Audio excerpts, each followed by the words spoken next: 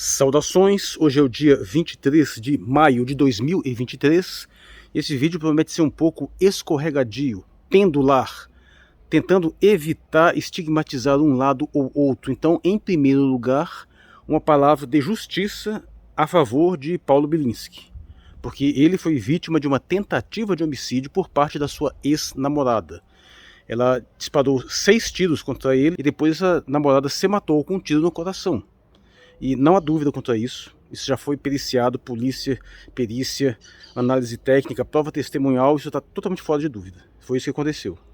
E ainda assim, na época, ele foi acusado pela mídia de ter praticado feminicídio.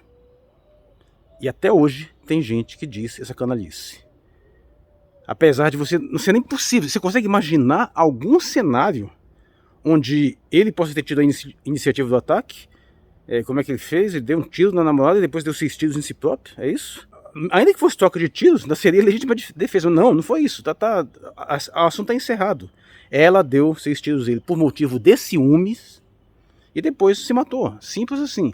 Dito isso, em defesa do indivíduo, vou lembrar a qualquer espectador incauto que eu sou um feroz crítico do bolsonarismo, de qualquer pessoa desse tipo de viés anticomunista, que é o caso do senhor deputado Paulo Bilinski, que já era um bolsonarista mais ou menos notório, né?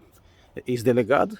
Em parte, essa tentativa de homicídio que ele sofreu ajudou a popularizar sua imagem e certamente isso ajudou a ele se eleger como deputado federal, onde num discurso em plenário ele fez lá a homenagem ao seu avô, que foi combatente nazista na Segunda Guerra Mundial.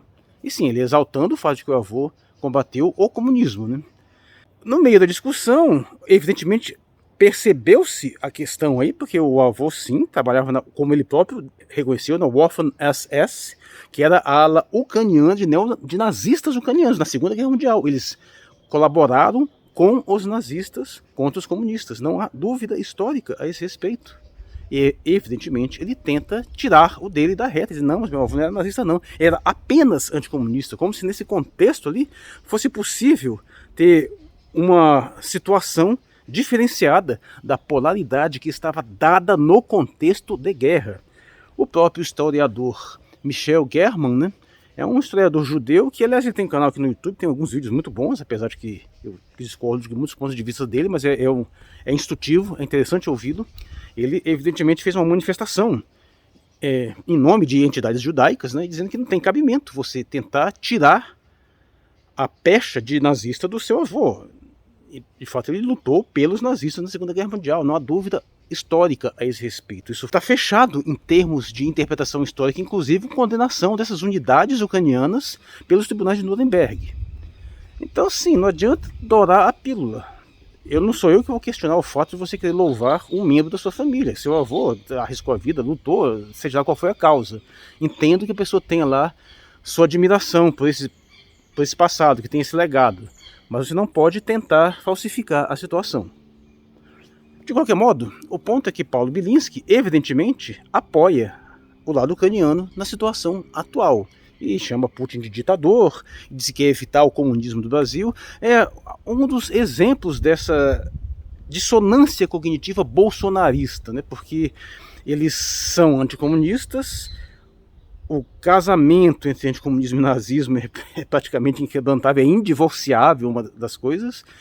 Acontece muito isso nas searas bolsonaristas, apesar de eu próprio ser um dos maiores críticos dessa tentativa de equivaler bolsonarismo a fascismo, a nazismo, porque isso escamoteia a questão do liberalismo, especialmente do neoconservadorismo, mas ainda assim não há como dissociar uma coisa da outra. E o seu Bilinski é alguém que nessa posição flerta com o nazismo, mas tenta se afastar do nazismo e apoia a causa ucraniana e não se dá conta que ele próprio acaba servindo como um excelente exemplo desta problemática que está dada desde o começo, que foi sempre um dos elementos que mais me interessou em toda essa contenda. A abjeta, asquerosa hipocrisia da mídia de massa e das forças atlantistas em tentar idiotizar a população, negando o fato óbvio, o fato que todos eles reconheciam antes, que as unidades ucranianas são neonazistas em grande parte, de que Zelensky e seus antecessores, pós-golpe, pós-Euromaidan, fizeram associação com neonazistas. Esses neonazistas são tributários dessa mesma tradição ao qual o seu Paulo Bilinski fez referência. Há até quem questione se deve-se usar o termo neonazismo, não apenas nazismo no sentido... Claro, eu pessoalmente prefiro usar neonazismo porque tem alguma diferença histórica, né? Então também não vamos tentar simplificar demais as coisas. Mas nós temos essa situação. Lembrando que eu apontei desde o começo. Caso Monark. Monark foi defenestrado porque em tese estaria defendendo o nazismo. Não estava, eu disse claramente. Ele apenas deu uma burrada inacreditável, foi uma fase infeliz. Ele tem uma defesa totalmente deslocada de liberdade de expressão. Falou aquela asneira, né? Ele e o Kim Kataguiri. E por causa disso ele foi defenestrado como um apoiador do nazismo e numa época que por algum motivo inacreditável, ou melhor, não tão inacreditável, porque afinal por algum motivo chamado bolsonarismo e seu extremismo, tinha pessoal vendo suástica em tudo quanto é lado, era nazismo parado, nazismo em logomarca de supermercado, e curiosamente não tinha ninguém lembrando essas sapiências, né, que a suástica é um símbolo ancestral de milhares de anos, que originalmente não tinha nada a ver com o nazismo. Tá, isso, e de repente, em 2 semanas, isso acabou. De repente, aquelas unidades neonazistas com suástica e tudo lá na Ucrânia deixaram de ser nazistas. E agora os heróis são os nazistas ucranianos contra a Rússia. É por isso que eu sempre fui tão pé atrás com esse antinazismo, porque ele é hipócrita. Não é uma coisa contra o nazismo, não é uma coisa contra o fato de ter tido uma guerra que matou milhões de pessoas. É apenas uma postura extremamente hipócrita e que, de uma certa forma, está um pouco representada na fala do seu Michel German. Por mais competente que seja como historiador, por mais respeito que eu tenha com ele termina uma das suas manifestações a respeito desse caso Paulo Bilinski com a frase de que, havendo um lado ou outro, e o outro lado sendo nazista, não há dúvida de se escolher, porque o nazismo é o mal absoluto. É isso que ele diz. E é isso que sempre me deu arrepios, por um motivo simples da minha postura antimaniqueísta. O ser um antinazista, um antifascista, especialmente para o lado esquerdo, assim como ser um anticomunista para o lado direito, nada mais é do que uma manifestação de maniqueísmo supostamente não infantil. É você trazer para a realidade uma estrutura mental absolutamente deletéria, absolutamente nociva, possivelmente a mais nociva possível, de dividir o mundo entre o bem e o mal, dizer que existe um mal absoluto que tem que ser absolutamente erradicado, absolutamente desumanizado. E você vê isso muito claramente no momento em que um anticomunista comemora o massacre de comunistas, porque afinal está matando o mal absoluto, e que o antifascista comemora a mesma coisa do lado oposto, que está até mais em evidência agora, com esses papos de que o lugar de fascista é na ponta do fuzil, com essas comemorações, quando se você vê alguém com uma suástica sendo agredido, sendo inchado, eles fazem rindo, que maravilha, que lindo, e que nazista tem que ter cabeça partida, essas coisas todas. Veja só, a questão não é o nazismo, sim, sabe? A questão é você elencar um grupo para a desumanização, para torná-lo o mal absoluto, da mesma forma como os nazistas fizeram com determinados grupos, especialmente com os comunistas. E ao criar essa narrativa, você só precisa de um rótulo para colar em cima de uma pessoa e desumanizá-la automaticamente, justificando todo e qualquer tipo de atrocidade, de perversidade. O mecanismo é o mesmo. Não adianta se fingir de bonzinho utilizando o mesmo mecanismo de desumanização responsável por todas os genocídios e as maiores atrocidades da história. Essa configuração mental, né? O termo mindset, nesse sentido, é muito bom. Esse mindset maniqueísta é o responsável por todas essas atrocidades, não importa quais, desde caça às bruxas, desde cruzada albigense, desde massacre de judeus, desde massacre de chineses pelo Japão, por russos, essas coisas todas. É esse o mindset que o pessoal do antifascismo está reproduzindo nesse exato momento. O problema todo está aí. O que sempre me preocupou é exatamente que a justificativa de uma justiça infinita, baseado em um fato histórico absolutamente nefasto, mas esse fato histórico é constantemente atualizado, não se deixa superar historicamente esse fato, não que tenha que ser esquecido, mas não deixa de ser superado, e se manifesta e sempre se evoca ele para justificar uma cruzada infinita de reparação histórica, coisa que os judeus também fazem com seu discurso sionista, no caso em relação à questão Israel e Palestina. A questão não é quem está certo, não é o povo, não é a ideologia, é a configuração mental maniqueísta. O problema todo está aí. Tendo falado do seu Paulo Bilinski, toda essa questão toda, vamos lá ao caso Zelensky. E Zelensky, como todos devem estar sabendo, fez esse papel bizarro lá no Japão, né? Aparecendo de penetra numa reunião do G7, né? Para falar com o Lula e sem avisar, e gerou um constrangimento e tal, né? Embora talvez isso devesse ser previsível, porque o objetivo desse G7 nada mais foi do que aparelhar os países capachos dos Estados Unidos em sua cruzada contra a Rússia e contra a China. Então talvez deveria ser até um pouco previsível. O objetivo, toda a conclusão, todo o resultado foi sim, mais sanções contra a Rússia e mais qualquer palhaçada nesse sentido de utilizar essa pauta ambiental dessa forma sórdida e hipócrita. E a situação chegou a tal ponto que houve tentativas da diplomacia brasileira em tentar atender o Zelensky. Não ficou claro se o Lula de fato iria atendê-lo ou seria por meio de algum intermediário. O fato é que eles abriram uma janela de oportunidade para o Zelensky comparecer em determinado horário. A comitiva ucraniana ficou alterando o horário toda hora e depois marcou uma hora e não apareceu. Ou seja, fez uma desfeita inacreditável, que aparece de surpresa, de penetra, pressionando por um encontro. Quando o pressionado finalmente cede, marca um horário, o cara muda o horário e quando finalmente marca de novo, o cara pega e não vai. Ou seja, é umas... E olha que o Brasil ainda saiu de uma forma elegante, ainda saiu assim apaziguando a situação. Mas isso tem sido o Zelensky. O Zelensky fez esse papel, inclusive, com relação ao próprio Israel, né? Ou naquele vídeo que eu coloco lá sobre o judeu Zelensky, entre aspas, e a invertida israelense, né? Porque judeu, porque eu digo que Zelensky é tão judeu quanto Putin. Ele é apenas filho de mãe judia, e pelo menos de uma linha judia, mas ele não fala hebraico. Ele não tem direito de cidadania israelense. Ele não pratica nenhum tipo de tradição judaica. Apenas se é alguém que descendeu de uma linhagem judaica. E utilizaram esse argumento para dizer que se é assim, como é que ele poderia ter conluído com neonazistas? Meu Deus do céu. Não, eu tenho um texto para isso, comentando esse supra-sumo da demência, perfídia ideológica. Mas bem, o ponto é que nós temos aí essa situação tensa, essa tentativa de pressionar o Brasil a uma postura maniqueísta em termos geopolíticos, ok? Que é o que está em jogo, é isso. O que está em jogo lá é o império anglófono, Estados Unidos e Inglaterra especialmente, o império mais genocida e mais assassino da história, se colocando como defensor do bem, vilanizando e demonizando os seus adversários, sendo que a Rússia nunca saiu dos seus limites, das suas fronteiras. A questão sempre toda foi ali, por maior que ela seja, lembrando que a Ucrânia fazia parte da União Soviética e antes da União Soviética fazia parte do Império Russo. A Ucrânia, como país separado, tem 30 anos, né?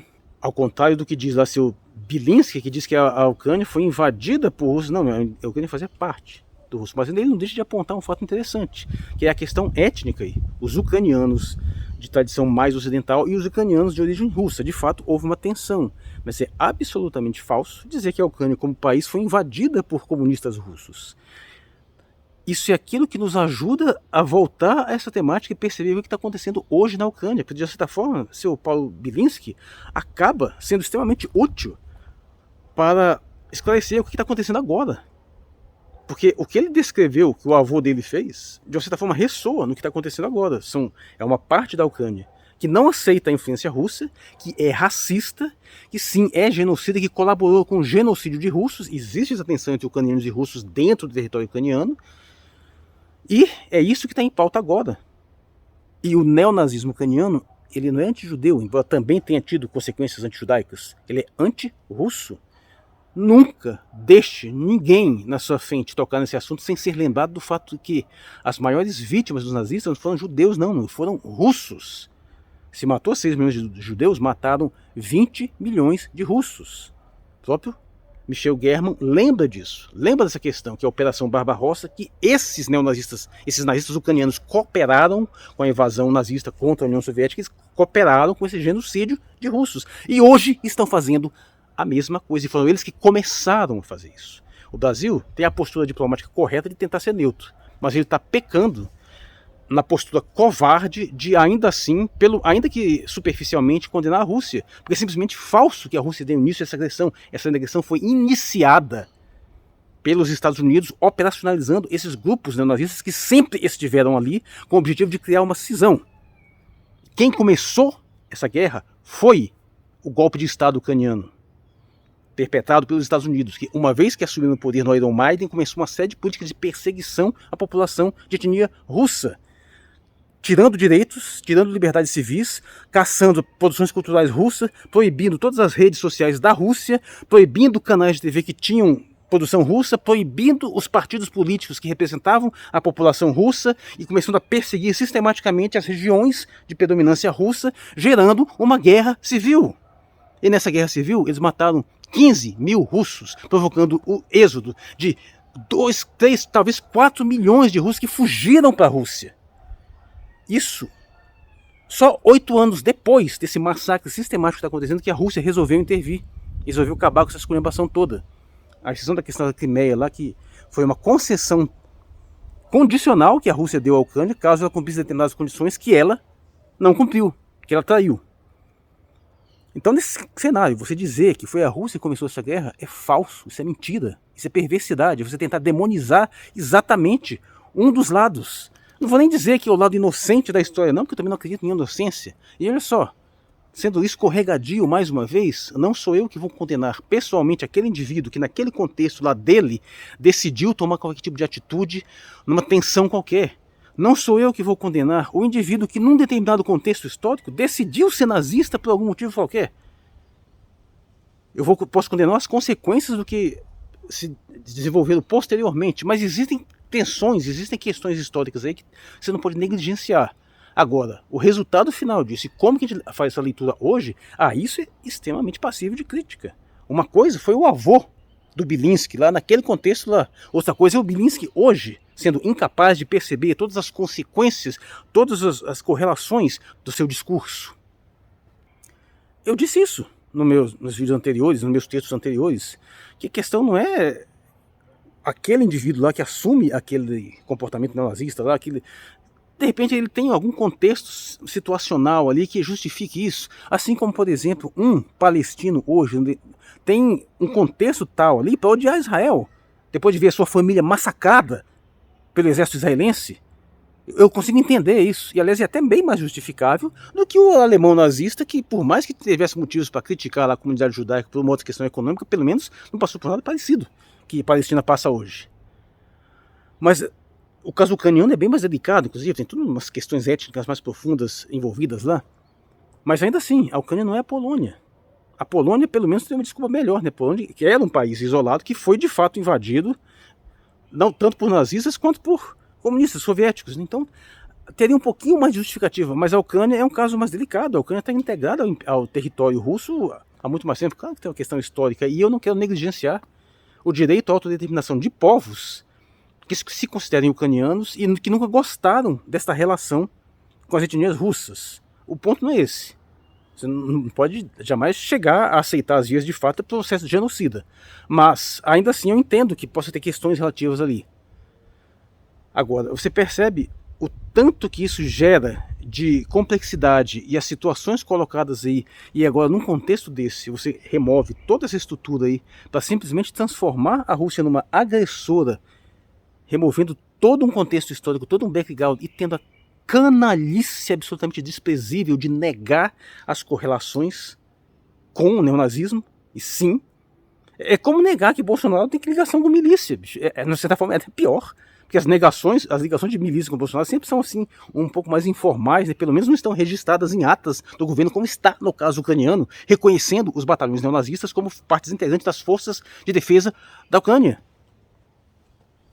E, lembrando, mais uma vez, coloquei textos com várias evidências que todos os grandes órgãos de mídia, da grande mídia, reconheciam isso abertamente, reconheciam esse problema do neonazismo ucraniano, na melhor das hipóteses, chamando apenas de extrema-direita, nacionalistas radicais, assim, apenas discutindo, mas será que eles são nazistas mesmo? E depois que começou a Operação Z, todos eles fingiram que nada disso existiu, fingem que essa discussão não existe, tem a cara de pau de dizer que a Rússia está mentindo a respeito desse fato. E tentam simplesmente inverter a situação numa das mais grotescas e hediondas distorções cognitivas de todos os tempos para chamar o Putin de nazista. Esse é o nível da corrupção. Então que o caso Bilinski nos sirva para lembrar do caso Zelensky, que nos sirva para lembrar o que está acontecendo hoje, do tanto que a gente está tendo que aguentar uma hipocrisia hedionda, a tentativa de idiotização massiva da população nessa pauta defendida pela OTAN e que o brasileiro não está comprando. Infelizmente, há idiotas no Brasil também, né, que apoiam essa política imperialista assassina, hipócrita, calhorda. Os Estados Unidos invadem a Península Coreana, mata 3 milhões de coreanos, mas é a Coreia do Norte que é agressora. A Inglaterra invade a China para forçar o comércio de ópio, matando a população pelo consumo de drogas, toma Hong Kong e ela que acha que é a vítima. Ela que tem que ter o direito de ir lá, ditar o que uma civilização de 5 mil anos tem que fazer, tem que aceitar. Essa questão de Taiwan aí. E nós temos que aguentar uma esquerda absolutamente idiotizada, retardada, boçal, torcendo pela reeleição de Biden, meu Deus do céu. Por mais que Trump seja uma figura também, em alguns aspectos problemáticos, ele é infinitamente melhor do que o Biden. O Trump conseguiu apaziguar com a Coreia do Norte, apaziguar com a Rússia, não encrencou com Taiwan, tudo bem, encrencou com a China, mas apenas a nível comercial, não fez nenhuma operação militar significativa contra a China, teve uma tensão com a Venezuela que não queria dar em nada, e o desgraçado do Biden tensiona contra a China em Taiwan, ameaçando invadir Taiwan, responsável direto por essa guerra que está tendo agora, na Ucrânia, tensiona contra a Coreia do Norte, tensiona contra o Irã, não que o Trump também fez uma safadeza lá contra o Irã, mas o Biden está pior, e a reeleição de Biden será a consumação de uma terceira guerra mundial, e tem animal que não percebe isso, que ainda assim torce por Biden porque o desgraçado se finge de progressista, de feminista. Aí que está o balanço. O bolsonarismo é absolutamente desprezível, mas o petismo está indo por um caminho de mal a pior também. E a gente não tem uma opção aí. O trumpismo é uma porcaria também, nesse sentido, apesar de que ainda é preferível. Mas a opção do Partido Democrático é absolutamente desastrosa, asquerosa. O fato é que a gente não tem um lado bom para escolher, pelo menos no Ocidente. É por isso que dentro desse contexto é incomensuravelmente preferível apoiar a Eurásia, apoiar o BRICS. E nesse exato momento, Estados Unidos está promovendo uma operação de ataque, a maioria das pessoas não se deu conta. Mas essa questão ambiental aí, da Marina Silva contra a perfuração da Amazônia, se prepara que isso vai dar merda. Isso é para tentar impedir a exploração de petróleo no país. E quando esse negócio for superado, nós temos um seríssimo risco de Estados Unidos fazer uma operação de sabotagem para causar derramamento de petróleo aqui no Brasil. Isso está conectado. Se prepara que isso vai dar problema. Foi o que eles fizeram com o Nord Stream. E vão fazer pior. Então nós temos um contexto absolutamente nefasto que não nos faltam evidências, como esse discurso do seu Paulo Bilinski, para nos lembrar do que realmente está acontecendo. Não nos faltam evidências dadas, abertas, escancaradas, das coisas que estão se encaminhando do modo como elas estão se encaminhando. E ainda assim tem indivíduos que, diante dessas evidências todas, preferem não ver o óbvio, preferem sonegar a realidade e assumir um lado, o principal responsável por toda essa canalice, e assumir um posicionamento como seu próprio Paulo Bilinski assume, que só pode nos levar à autodestruição. Ele que foi vítima de um atentado contra a sua própria vida e que ainda assim foi vítima de uma campanha midiática que o acusou de ser um feminicida pela mesmíssima mentalidade ideológica perpetrada pela mesma OTAN que ele nesse exato momento está defendendo. É, portanto, um idiota, assim como qualquer um que defende este lado. E veja só, não é nem tanto uma questão de defender a Rússia, viu? É simplesmente uma questão de você não ser um idiota e defender aquelas canalhas que te ferram todos os dias das piores formas possíveis. Eu sou Marcos Valério XR no dia 23 de maio de 2023. Muito obrigado por sua atenção.